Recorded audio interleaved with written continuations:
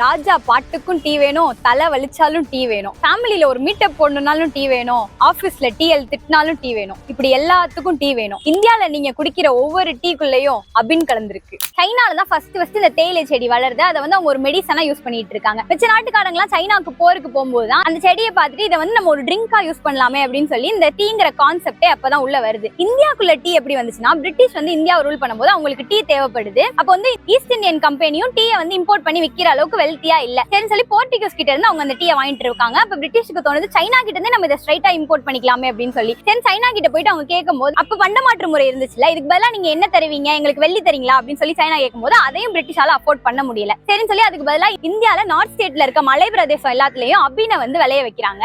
அதை போய் சைனா கிட்ட எக்ஸ்சேஞ்சா கொடுத்து அவங்க டீயை வந்து வாங்கிக்கிறாங்க. அப்படிதான் இந்தியாவுக்குள்ள டீங்கிறது வருது. எத்தனை நாளைக்கு தான் இதை நம்ம சைனால இருந்து இம்போர்ட் பண்றது, இந்தியால நம்ம இதை விதைச்சிரும் அப்படின்னு சொல்லிட்டு பிரிட்டிஷ் முடிவு பண்றாங்க. அப்பதான் 1823 ஆங்கிலேய அதிகாரி ராபர்ட் ப்ரூஸ் வந்து ஒரு தேயிலை செடியை வந்து அசாம்ல கண்டுபிடிக்கிறாரு. அப்போ பிரிட்டிஷ்க்கு கான்பிடன்ட் வந்துருது, சரி இதை நம்ம இந்தியால விதைச்சிரும் அப்படின்னு சொல்லிட்டு அவங்க அசாம்லயும் டார்ஜிலிங்லயும் இதை வந்து விதைக்கிறாங்க. என்னதான் இவங்க பிளான்டிங் பண்ணாலுமே சைனால இருக்க வெரைட்டி டேஸ்ட் அது எதுவுமே அவங்களுக்கு கிடைக்கல. அப்ப சீக்கிரட்டா ஆபரேஷனை போட்டு சைனாவுக்கு ட்ரிப்ஸ் எல்லாம் போயிட்டு அங்க இருக்கிற ரூட் விதைங்க அந்த மாதிரி எல்லாத்தையும் எடுத்துட்டு வந்து இந்தியால விதைக்கிறாங்க. இதனால நிறைய போருமே வந்திருக்கு. அதுக்கப்புறமா 1940s டீ எல்லா இடத்துக்குமே பரவுது. இப்ப டீ எஸ்டேட் தொழிலாளர்களுக்கு பிரச்சனை எல்லாம் பத்தி நம்ம பேசிட்டு இருக்கோம்ல, இது எங்க ஆரம்பிக்குதுன்னா, அப்பவே வந்து ட்ரைபல்ஸ் அப்புறம் வந்து வறுமை கோட்டு கீழே இருக்கவங்க அந்த மக்கள் எல்லாம் கூட்டிட்டு வந்து எஸ்டேட் தொழிலாளர்களா மாத்தி இருக்காங்க. இதுதான் டீயோட டார்க் சைடு. அது இப்போ வரைக்குமே தொடர்ந்துட்டும் இருக்கு. அதுக்கப்புறமும் டீ வந்து ஹை கிளாஸ் பீப்புளுக்கான ஒரு ட்ரிங்கா தான் இருந்திருக்கு. 20th செஞ்சுரிக்கு அப்புறமா தான் ரயில்வே ஸ்டேஷன், இண்டஸ்ட்ரி அந்த மாதிரி எல்லா இடத்துலயும் டீ வந்து நார்மல் பீப்புள் எல்லாருக்குமே அது வந்து குடிக்கிற மாதிரி ஒரு ட்ரிங்கா மாறி இருக்கு. இப்போ டீ மார்க்கெட்ல இந்தியா வந்து ஒரு முக்கியமான பிளேஸ்லயும் இருக்கு.